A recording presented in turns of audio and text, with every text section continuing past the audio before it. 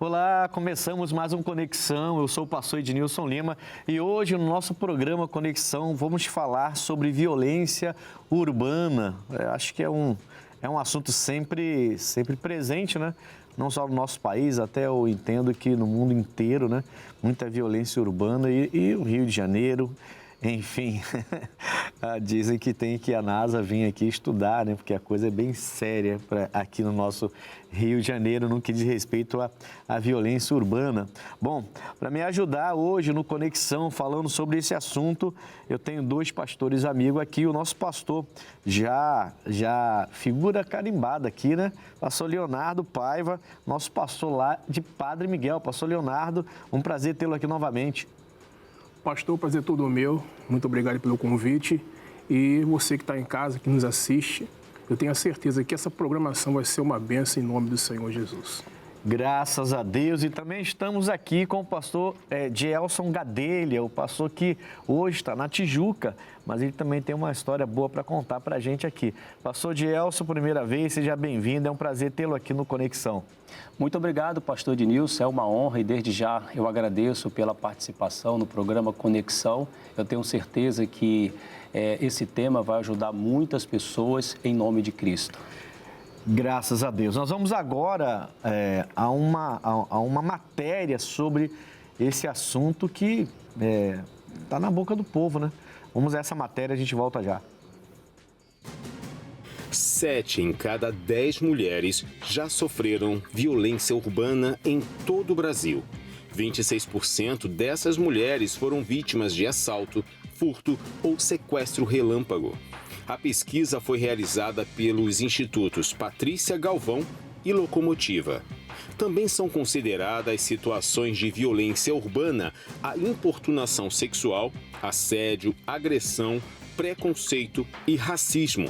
Os principais fatores que podem levar a situações de violência são a ausência de policiamento, falta de iluminação e ruas desertas. Em 2024, os estados brasileiros com as maiores taxas de violência estão localizadas principalmente na região sudeste. Em primeiro lugar, São Paulo, seguido de Rio de Janeiro, Minas Gerais e Bahia. Os dados são do Ministério da Justiça e Segurança Pública. Coisa séria. E as mulheres parecem que estão sofrendo um pouco mais com esse assunto de violência urbana. Pastores, eu vou já lançar uma pergunta para vocês.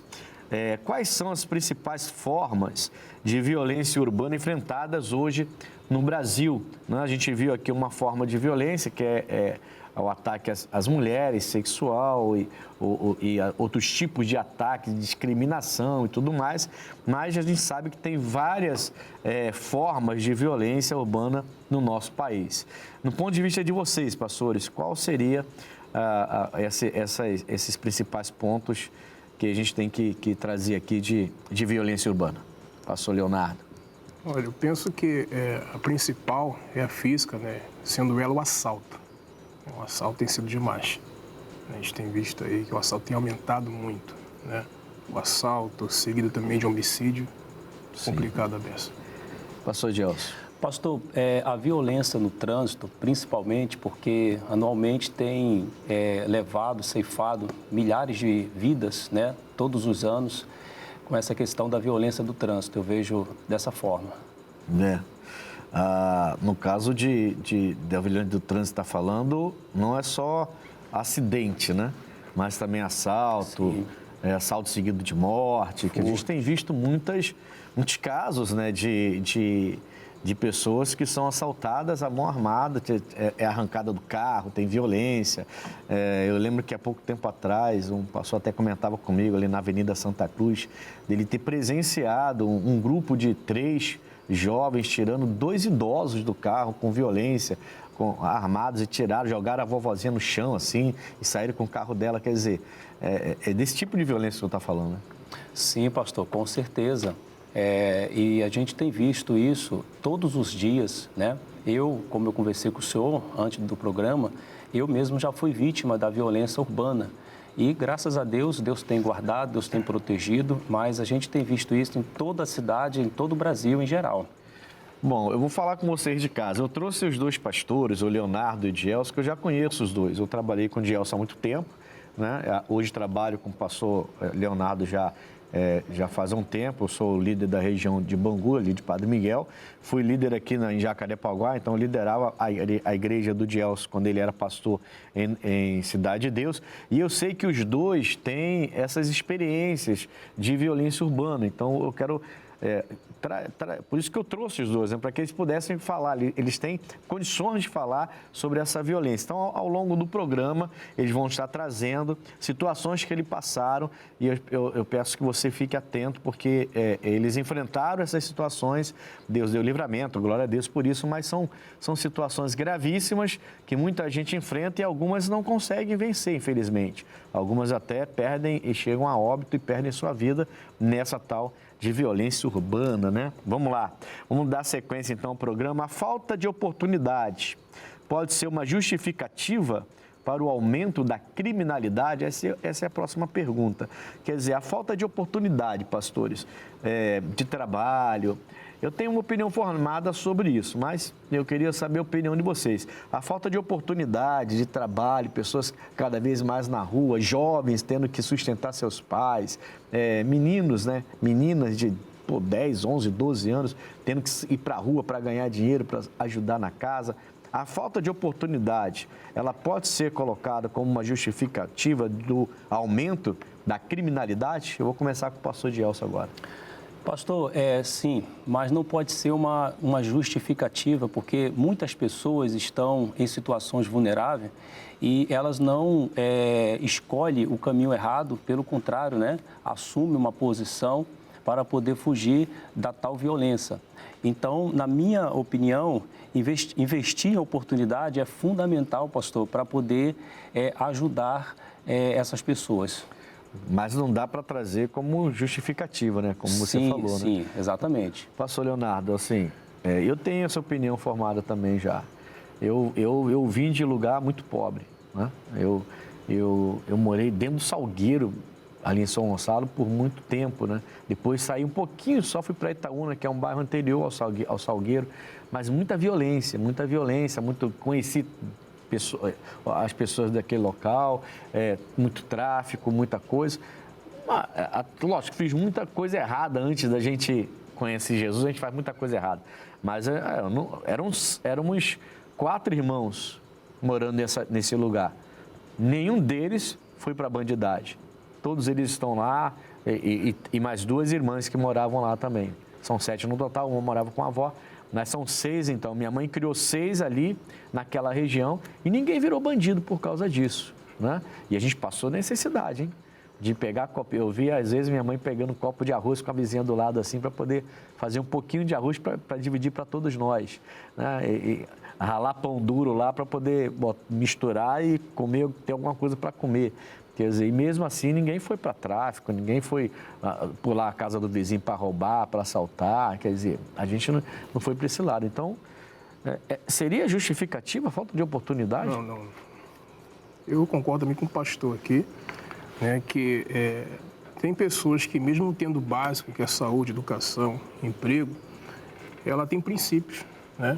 Ela nunca vai assaltar alguém ou cometer qualquer tipo de crime porque ela não tem oportunidade, né?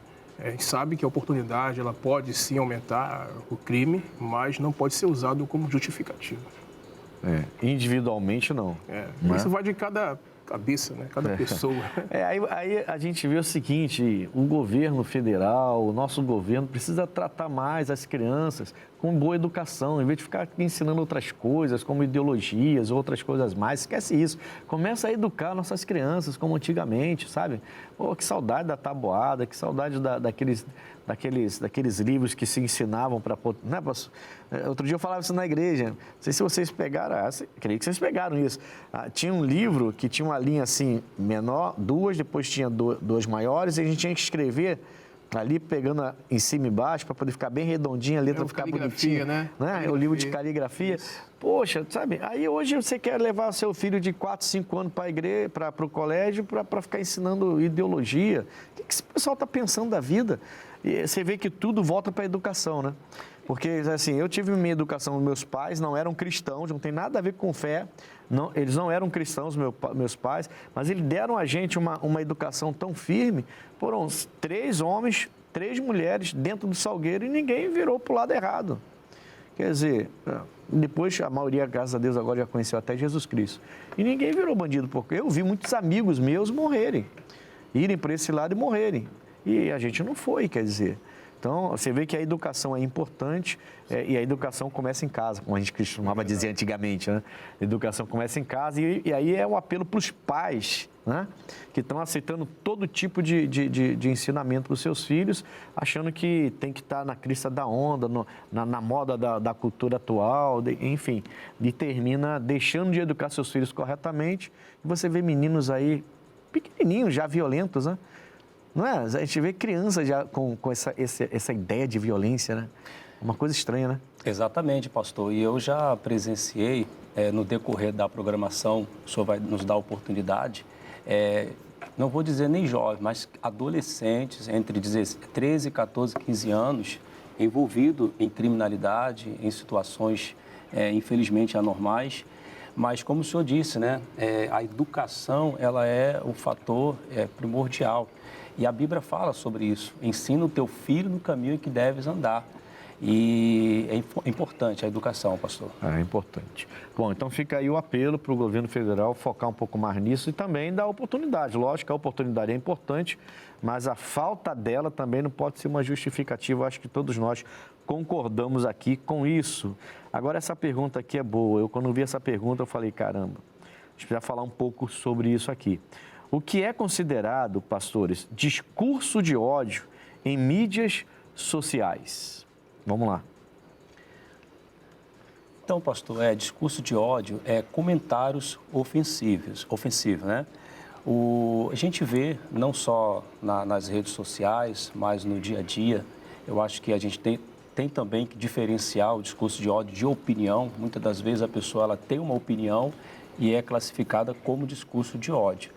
Mas a gente tem que ter a nossa opinião, nós também não podemos, né, concordar com aquilo que não faz parte dos princípios da palavra de Deus, mas a gente vê isso, né, nas escolas, em todos os lugares a gente vê essa questão aí do discurso de ódio, pastor.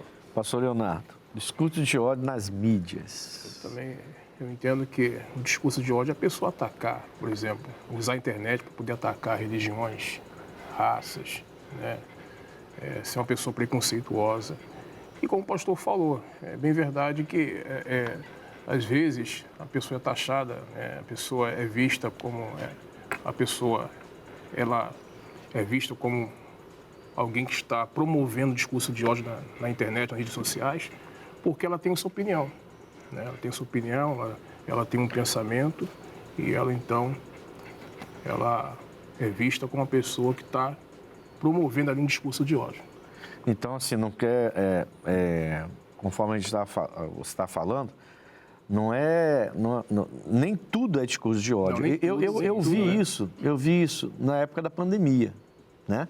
A gente começou a fazer muitos cultos pela mídia, né? Todos os pastores começaram a fazer muitos cultos pela mídia e começaram a surgir esses assuntos, né? Esse pastor, discurso de ódio, porque ele está pregando isso, aquilo outro, mas está na palavra. A gente estava pregando a palavra e ninguém estava fazendo discurso de ódio. Então, a pessoa quer pegar uma pregação e fazer da pregação de discurso de ódio quando você vai para a mídia, fala assim, você aí ataca o seu corpo porque você é branco, é negro, é gordo, é magro, ataca você porque você tem como é que eu vou dizer, um segmento religioso, né? Quando alguém vai falar daquela pessoa que é do candomblé, da macumba, da feitiçaria, ou do evangelho, ou do catolicismo, se fala contra isso ali, contra aquela pessoa, ela está na religião dela, ela faz o que tem direito de fazer, não o que não tem direito, mas o que tem direito de fazer. Mas a gente não tem alguns... Eu gostei do que o pastor Dielso falou, que você confirmando, porque é importante isso, né? É importante entender que nem tudo que algumas pessoas classificam como um discurso de ódio né? Às vezes a gente só está ali promovendo uma mensagem, na verdade, que vai ajudar as pessoas. E aí um ou outro com a maldade, na verdade, essa pessoa é ela que está fazendo o discurso de ódio, né? Porque ela quer jogar a gente para esse lado. Mas, assim, esse assunto, discurso de ódio na mídia é muito perigoso. Muito perigoso, tanto que a gente já viu aí casos de influência tirando a própria vida, né? Porque ela foi atacada de uma maneira surreal através da mídia. Então, ela foi, na verdade, ela foi vítima daquilo que ela vivia, né? Ela vivia da mídia, né? E você vê pessoas tirando a vida por causa disso. Tem esses discursos. E o interessante é que, como está na mídia, né? É difícil de você controlar uma coisa dessa. Porque a pessoa aproveita o anonimato dela, né? Ela vai lá, entra, fala e acabou. Você não conhece ela, talvez nunca vá conhecer. E é difícil de você controlar isso. Mas é algo muito grave, né? Vamos lá, vamos dar sequência então. Deus não aprova a violência, porém, o que ele quis dizer em Lucas 19, 27, eu quero ouvir vocês dois. Vocês leram esse versículo aí? Eu li esse versículo. Tá, então vamos lá. Leu também, pastor Gelson? Eu dei uma meditada sim, pastor. Lucas 19, 27, então vamos lá, a opinião de vocês. O que Jesus quis dizer em Lucas 19, 27? Esse versículo aqui, pastor, ele tem um contexto, né? Vocês podem falar à vontade, tá, pastor Gelson? Você pode, se ele estiver falando alguma coisa, se ele descortar, você pode olhar para ele lá e falar. Pode olhar para ele e falar, eu quero vocês falando. Eu vou ficar só de olho aqui. Fala, senhor. Fala. Pode falar o senhor. Então, esse versículo, ele não é isolado, né? Existe um contexto. Sim. É uma parábola, a gente sabe que parábola muitas das vezes, aliás, não é no sentido literal, né?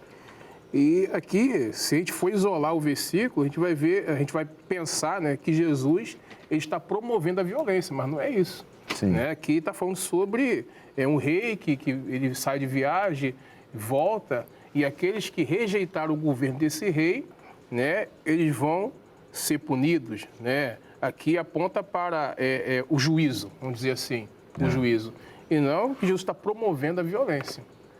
E aí, pastor? Então, pastor, a palavra central de Jesus sempre foi amor, perdão, paz. E dentro desse contexto, né, que o pastor falou, jamais Jesus está promovendo a violência, né? Ele conta, sim, essa parábola, mas a mensagem central de Jesus sempre é paz, amor, sempre é o bem-estar para todos os... A parábola fala de um rei que sai para conquistar um reino.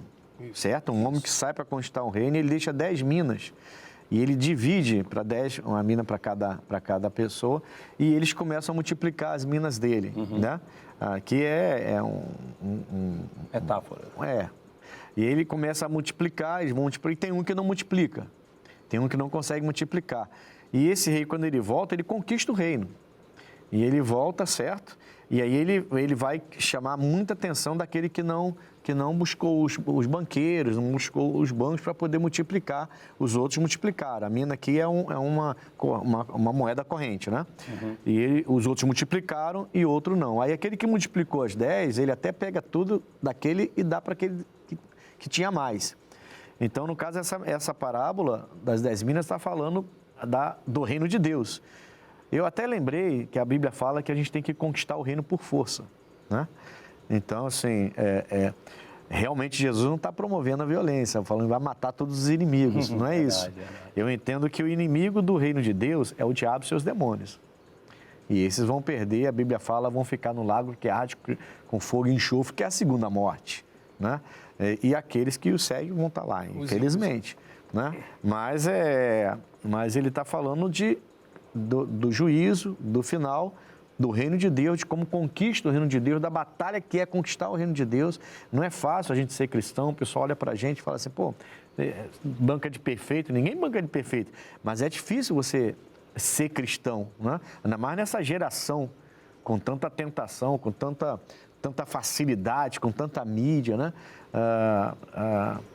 A gente se manter ali fiel, firme, em santidade, servindo a Deus, isso que o povo vê e muitos criticam, não é fácil. Você faz o certo e é taxado de errado, todo mundo faz errado e é taxado de certo, e você vê isso e não pode mais falar nada, quer dizer.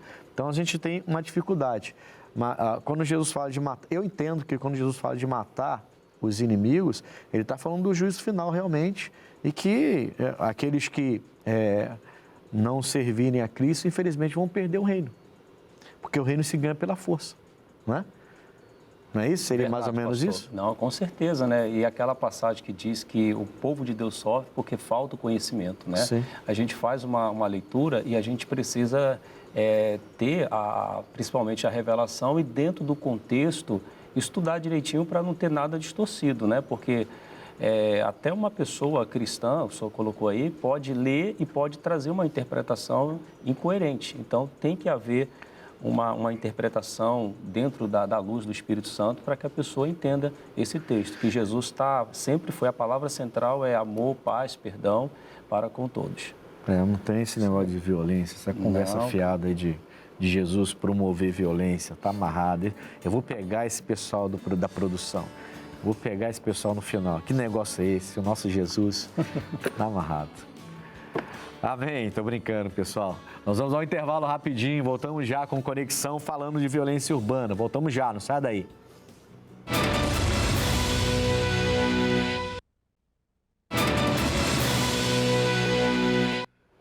Graças a Deus, voltamos com Conexão. Eu sou o pastor Ednilson Lima. Hoje estamos falando sobre violência urbana. Eu estou aqui com o pastor Leonardo Paiva, que é o nosso pastor de Padre Miguel, e também com o pastor Gelson Gadelha, que é o nosso pastor da Tijuca, falando sobre esse assunto, falando sobre violência urbana. Pastores, a gente terminou falando de Lucas 19, 27, né? E é importante o pessoal entender que é difícil quando você tira um versículo da Bíblia, e eu vejo muito crente ainda com essa mania, né?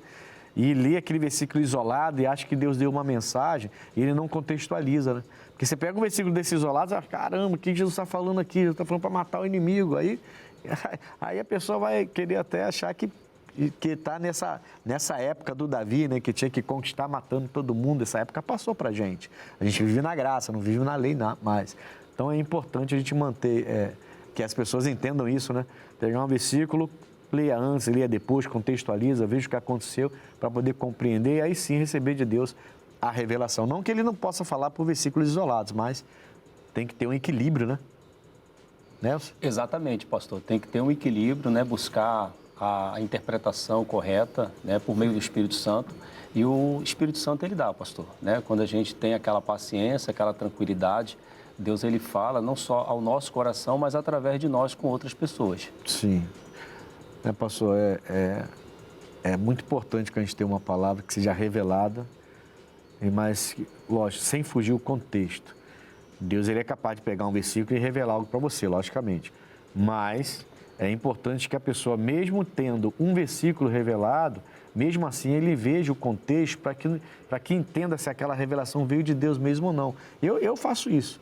Se Deus me dá uma palavra, um versículo e me dá uma revelação em cima daquele versículo, mesmo assim eu busco o contexto para ver se eu não estou muito fora da curva, porque tem revelação, a Bíblia fala que o diabo se reveste de luz, né? Ele pode jogar uma revelação dessa aí, você pega uma palavra dessa aqui e começa a fazer besteira.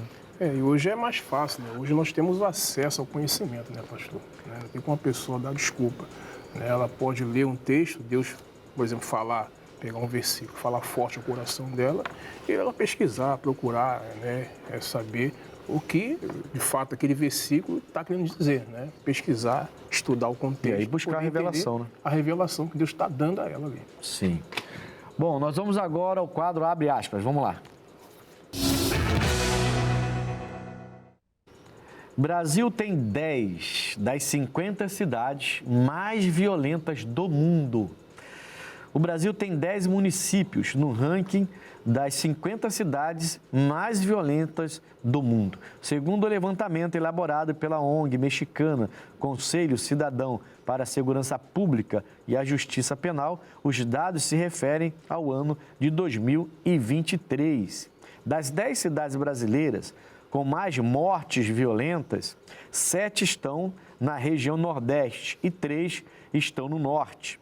Na comparação com o levantamento de 2022, o Brasil melhorou os índices, uma vez que a cidade mais violenta ocupava a 11ª posição e agora está apenas na 19ª colocação.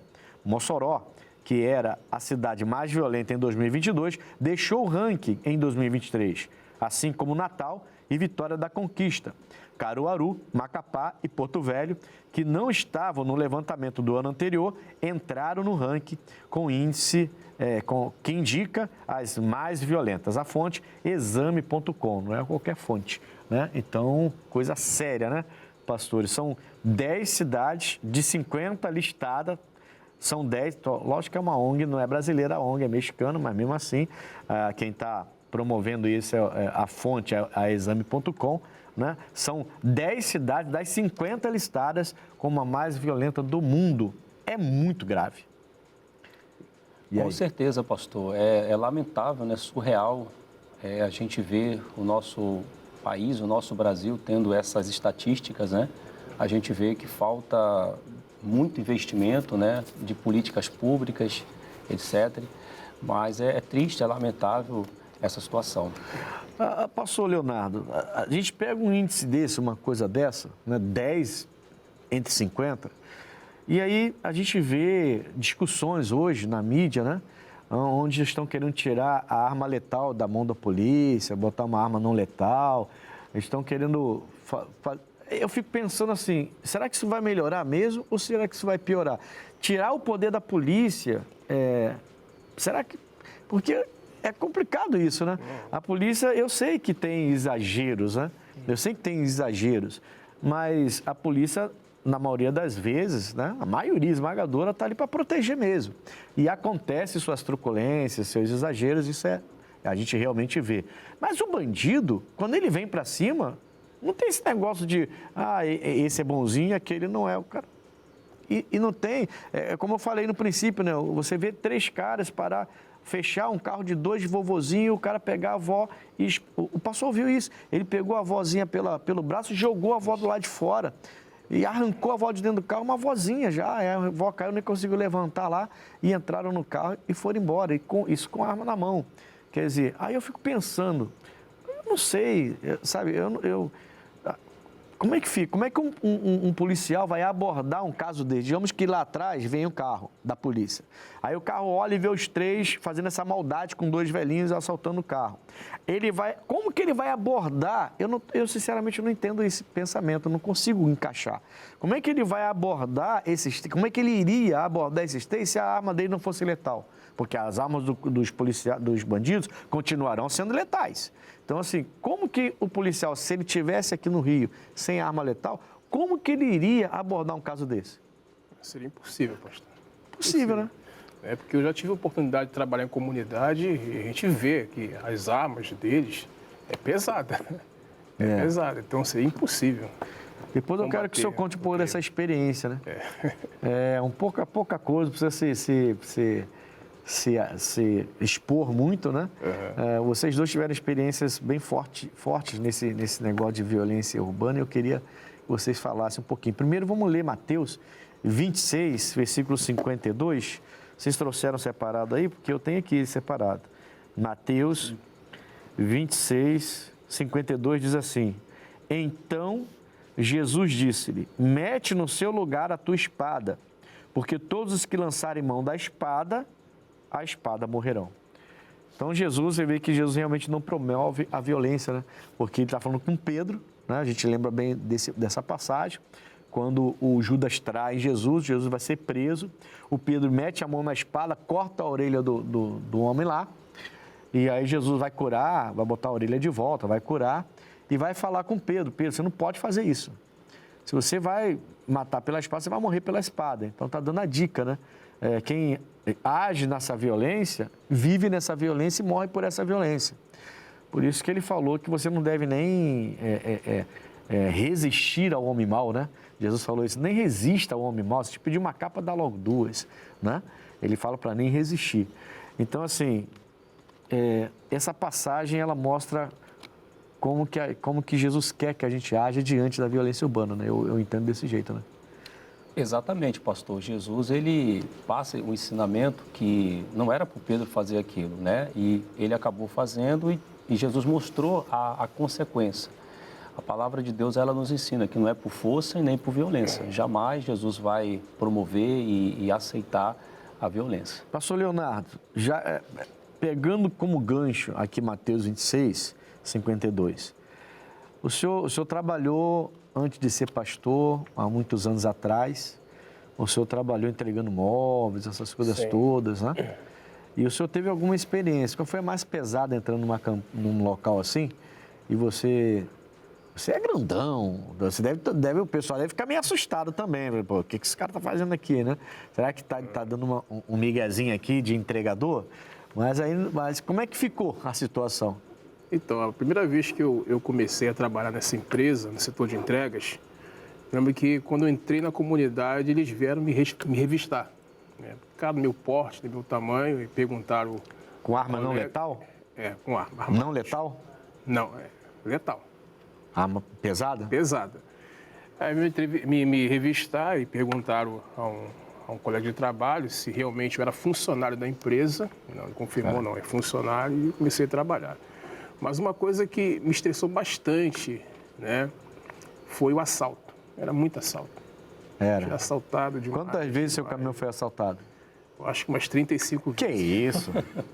Não, o Rio de Janeiro não é. O Rio de Janeiro continua lindo, gente. Umas Não. 35 vezes. Sério? Sério. Quantos anos trabalhando nisso? Trabalhei 8 anos. Em 8 anos, seu caminhão foi assaltado 35 Assaltado vezes. 35 vezes. A sorte, assim, vamos falar sorte, né? Mas ainda bem que na época eu era de Jesus. Porque vários colegas tiveram que passar por tratamento psicológico por causa do trauma. Sim. É uma coisa que gera um trauma muito grande. Uma certa vez eu fui Até assaltado... nisso Deus te guardou, no caso. Isso, Né? guardou. Uma vez fui assaltado, fui colocado numa casa, um cativeiro. Você? Fiquei Ficou preso em ali um cativeiro? tempão até esvaziar o caminhão. Depois que esvaziou, aí foram lá, me liberaram, mas o colega também, o rapaz ficou em pânico, não quis mais trabalhar na rua. Pediu para trabalhar interno, porque o psicológico dele ficou abalado. Sem Jesus Com Jesus já é complicado passar por isso. Imagine sem Jesus Cristo, né? Se com Jesus que já te dá um domínio próprio, né? Já te dá o Espírito Santo que te ensina todas as coisas, mas sem Deus. A Bíblia fala que Jesus nos dá a paz, né? Que excede todo entendimento. Que o mundo não pode dar. E, assim, naquele momento ali, eu fiquei em paz, porque eu sabia que Deus estava comigo ali. Que bom. E queria me guardar. Mas o estresse é grande.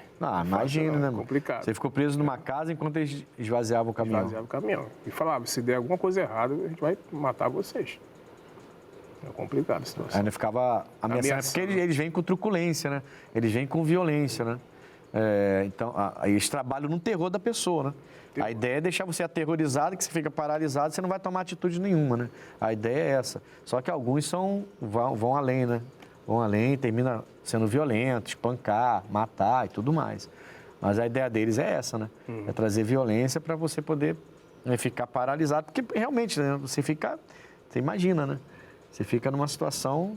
Aliás, não quero nem imaginar, cara, sinceramente.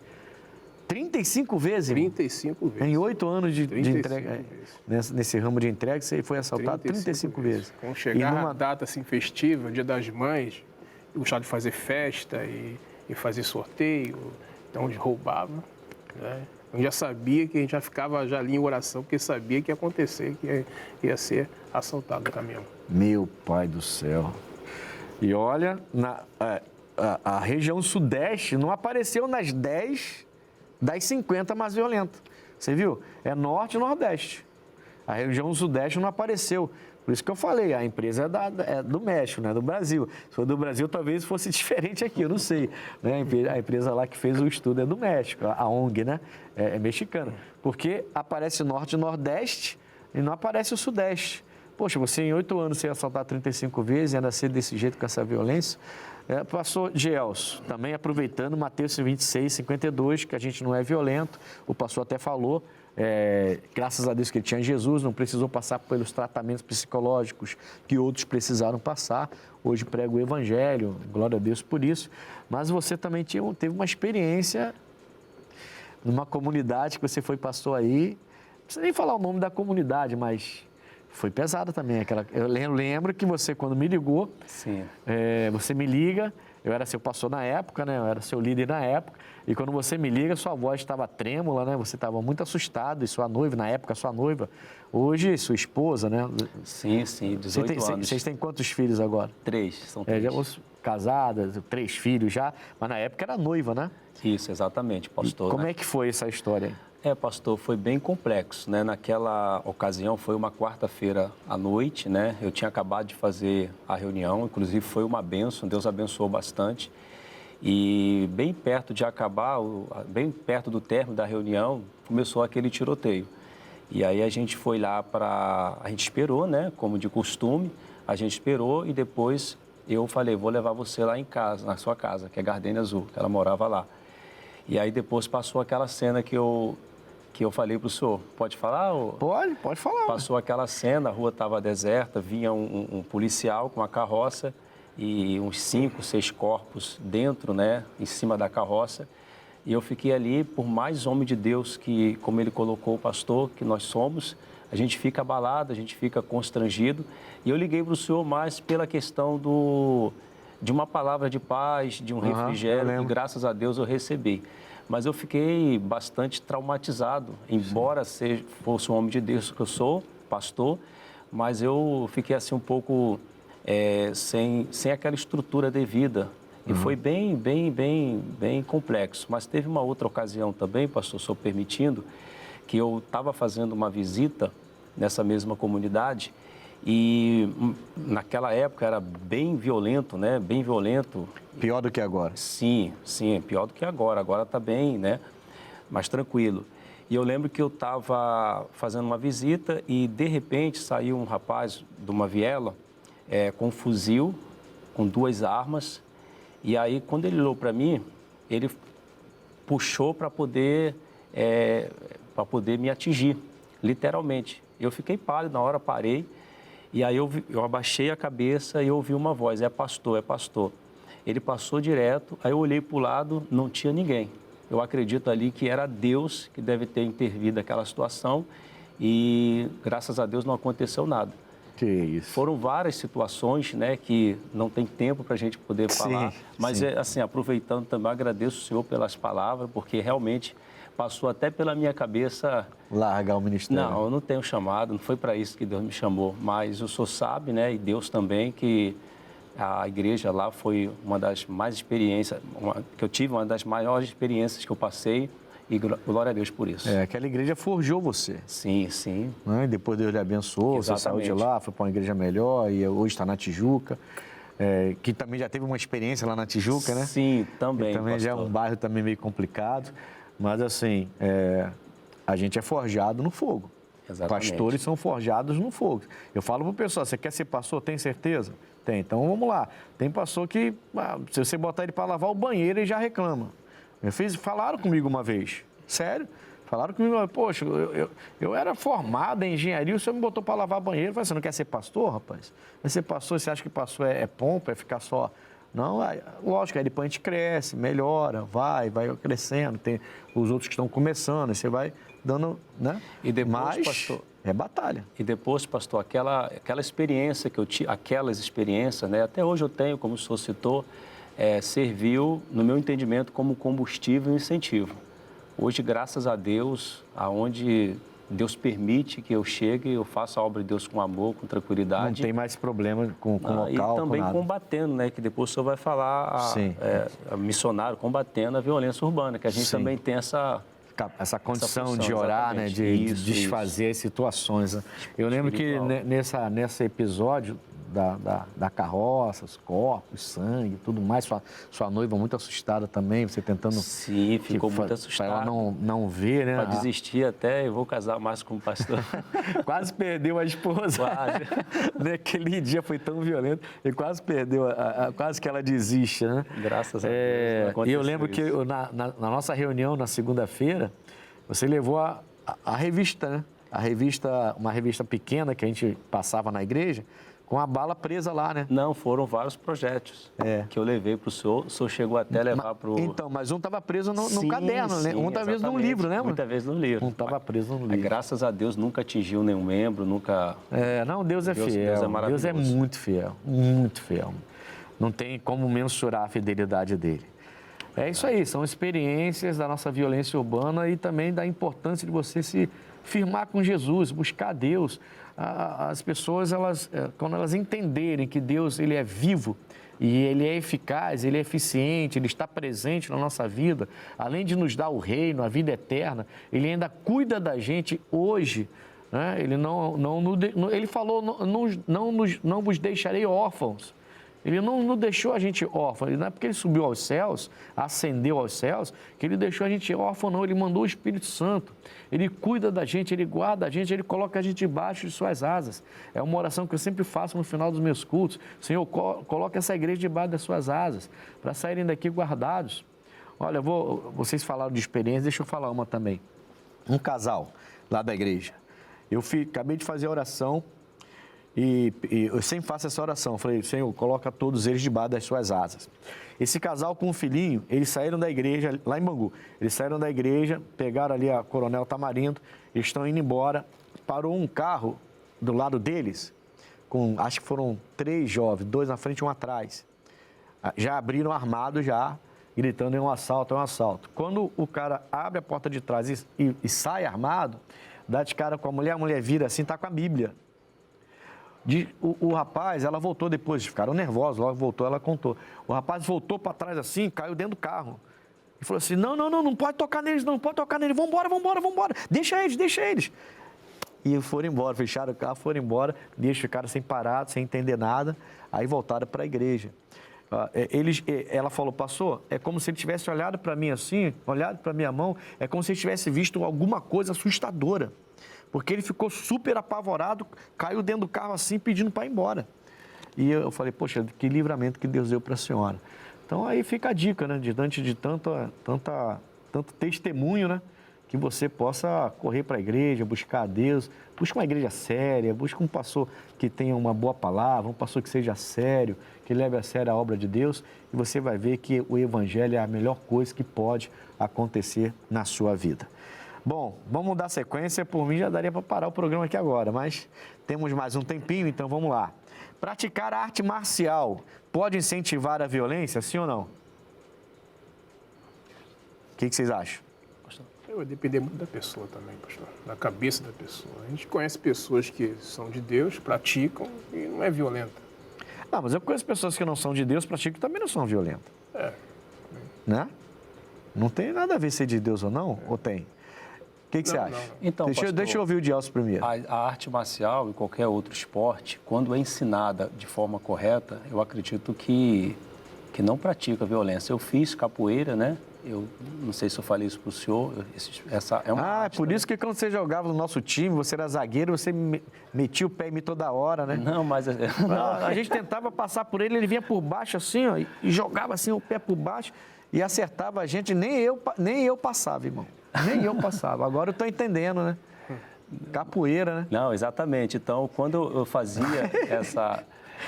fazia, pastor, a capoeira, eu sempre fui instruído, ensinado a disciplina, ter a disciplina, né? E existem muitos projetos sociais que pelo contrário, até tira, né? Até tira. Inclusive, aonde eu passei, nos lugares que eu passei, tinha muitos projetos sociais, muitos investimentos, já que o governo não faz, né? Então, outros fazem. Exatamente. A igreja faz. Exatamente. Eu tive um pastor aqui na Santa Efigênia, que ele começou um trabalho e começou a melhorar a igreja, trazendo os meninos para lá, e tinha um rapaz que tinha artes marciais, professor, e ele então se prontificou e gratuitamente começou a ajudar as crianças da comunidade. Poxa, eu fui lá uma vez, estava cheio de crianças lá, e algumas dessas crianças se converteram. Aí os pais foram para lá, porque a criança não ficava mais na rua fazendo besteira, e mudaram completamente, começaram a ficar mais disciplinadas, e os pais foram para a igreja, então a igreja melhorou. Depois abrimos uma igreja enorme aqui perto, aí fechamos a igreja de Santa Efigênia. Mas esse trabalho foi muito legal, o trabalho que o pastor Paulo fez lá. Exatamente, pastor. E o esporte, a arte marcial, qualquer outro esporte, é um precedente, né, para que a mente e o coração do jovem seja aberto para a pregação da palavra. Como dá para aproveitar e fazer um evangelismo com isso, né? Afastar ele da violência. Eu entendi o que o pastor Leonardo falou, eu entendi, depende muito da cabeça da pessoa. Mas quando a arte marcial ela é feita de uma maneira correta, né? Ela vai promover educação, ela vai promover disciplina. É importante para que se faça isso, né? Eu gosto, nunca participei, aliás, participei uma vez só, mas nunca fiz aula, fiquei um tempão não, foi igual você não. Né? Não, inclusive, pastor, na escola eu era muito agressivo. Tinha naquela época que era... Ah, você tem cara de agressivo. Aí Deus me Violência libertou, urbana. graças a Deus, né? Aí depois que eu passei a fazer o esporte, eu tive essa questão da disciplina. Aí melhorou. Eu era 3 vezes chamado a atenção na escola. Sim. Né? A diretora já me Sim. conhecia lá, o diretor. Aí, Leonardo, você com esse tamanho todo, irmão, sério. E esse rapaz, você tem que ver ele jogando bola como zagueiro. Cada enxadada ele tirava uma minhoca. Era braba a coisa. Agora eu sei por quê, essa cara de mal dele. Mas você era assim, você, antes de conhecer Jesus, era mal também? Era de tranquilo. briga? Era de... É tranquilo. Nunca fez a arte marcial, nenhuma luta, nada? Nunca fiz, não. Sempre foi tranquilão assim? Mesmo sem Jesus? Mesmo sem Jesus. Que bom, né, irmão? Porque se desse tamanho todo, se fosse violento, ia ser difícil, né? Pastor, Parece um armário, irmão. Verdade. A agressão, né, na escola que eu falei, veio de um comportamento que eu também frequentava baile funk. Né? Pronto. E aquela época, né, que... Você sabe que seus membros estão te ouvindo, né? Não, já dei testemunho já. Né? Já dei testemunho, então, graças a Ainda bem Deus. que Jesus te entrou na sua vida, hein? Não, com certeza. Tem a questão do esporte, né? E principalmente a questão de Jesus, né? Graças Usar a o Deus. esporte para evangelizar as crianças em Fundamental. comunidade é muito bom. Mas tem que ter projetos, realmente um trabalho sério, igual o pastor Leonardo Tem falou. uns jovens lá na minha igreja que praticam, né? Taekwondo, judô, entendeu? E também conheço alguns também que não são da igreja, praticam também e não são violentos, né? A maioria não é. A maioria não é. É o que você falou no Eles início. pregam lá, inclusive eu já vi, eles pregam, né? Eles falam que não deve usar arte marcial para cometer atos Sim, violentos. sim. Sim, sim. Onde se faz a aula direito, corretamente, E até eles se pregam a não eles violência. souberem que o aluno praticou algum ato violento, acho que é até excluído. É isso mesmo. É isso mesmo. É até excluído. É a primeira coisa. Eu tive já tive. Não fiquei na aula, mas já tive lá. E a primeira coisa que fala é isso. E aí vai ensinando a disciplina, né? Por isso que é bom para a criança, né? Porque a criança vai aprendendo a disciplina, né? Muito bom mesmo. Glória a Deus por isso. Não é à toa que tem vários das artes marciais que são evangélicos, né? São convertidos, né? E é interessante, né? Porque os caras saem com o nariz todo quebrado, sem um dente, com a orelha cortada e depois se abraçam. Bom, valeu, você me bateu demais, mas valeu. A amizade Você vê a continua. disciplina, né? Você vê a disciplina desses caras, né? Apanha e tá de boa. Vamos lá. Quanto a violência urbana, o quanto a violência urbana impacta no nosso trabalho missionário, evangelístico, né? Quanto que essa violência urbana pode impactar? Olha, pastor, eu percebi que, por exemplo, na minha igreja, né? A área lá é meio complicada. E assim, eu percebi que algumas pessoas migraram do culto da noite para o culto do dia. Sim. Justamente por conta aí da área deserta, assim, meio Cracudos na complicada, rua, falta de policiamento. muito assalto. Então as pessoas têm migrado porque elas acham que é mais seguro andar de dia Sim. do que à noite. E sem dúvida né? Ainda mais na nossa região ali, na nossa área ali. Né? E aí, pastor? Sim, pastor, afeta de forma significativa, mas o trabalho tem que ser feito. Né? Sim. A obra missionária não pode parar. Tem uma parte boa nisso. Boa, né? Boa. Não é uma parte boa. Assim, tem uma estatística que a gente, conversando com as pessoas, a gente vê que quando você é um pastor numa comunidade, geralmente você é respeitado naquela comunidade. Então, se você for evangelizar lá, eu já vi casos de evangelizar e os próprios rapazes da comunidade, do tráfico, baixar a arma e pedir oração. Então, tem esse respeito. Então, facilita um pouco o nosso trabalho no que diz respeito a missionário, trabalho evangelístico, né?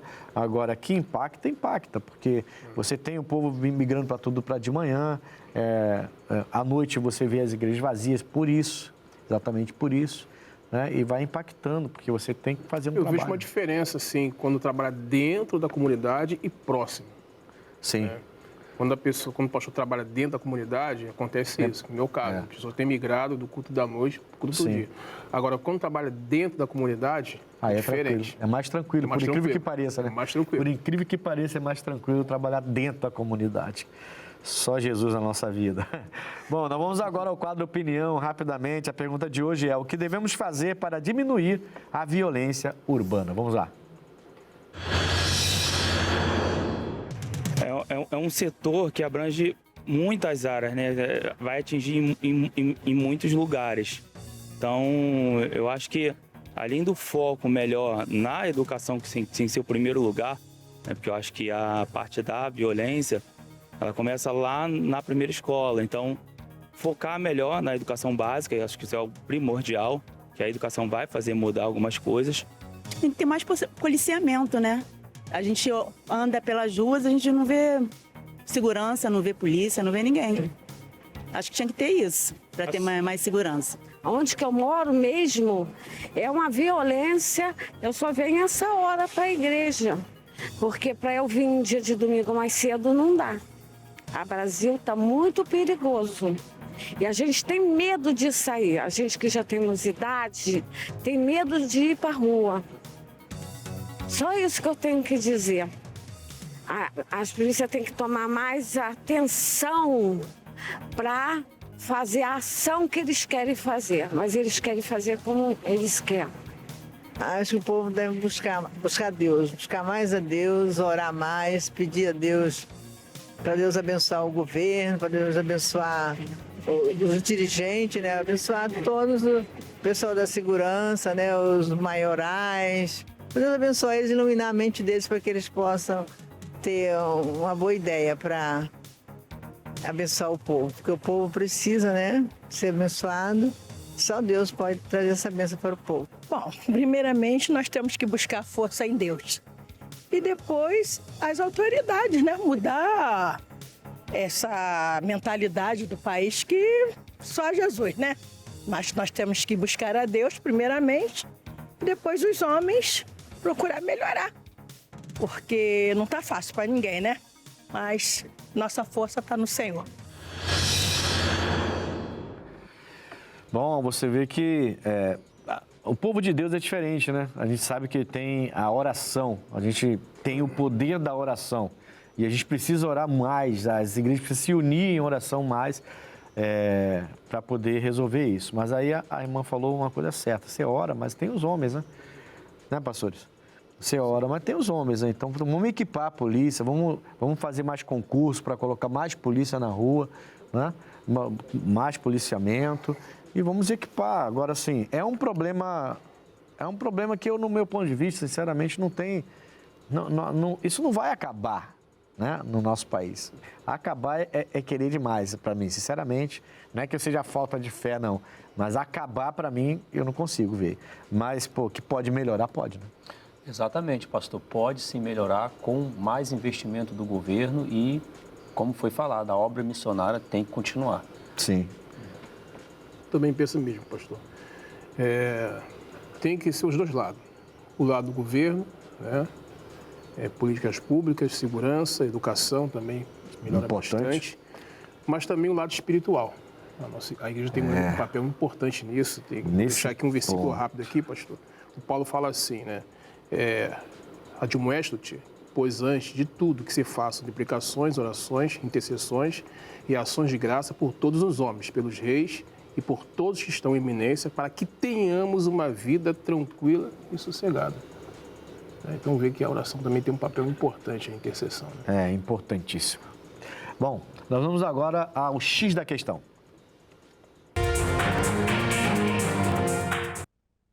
Então, o X da questão de hoje.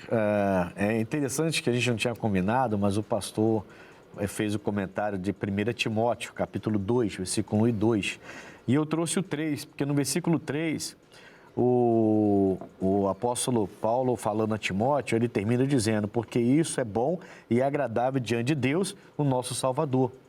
Então, assim, essas orações, esses clamores pelos os que estão em iminência, pelos presidentes, governadores, legisladores, senadores, isso precisa existir. Não adianta você ficar com raiva e deixar de orar.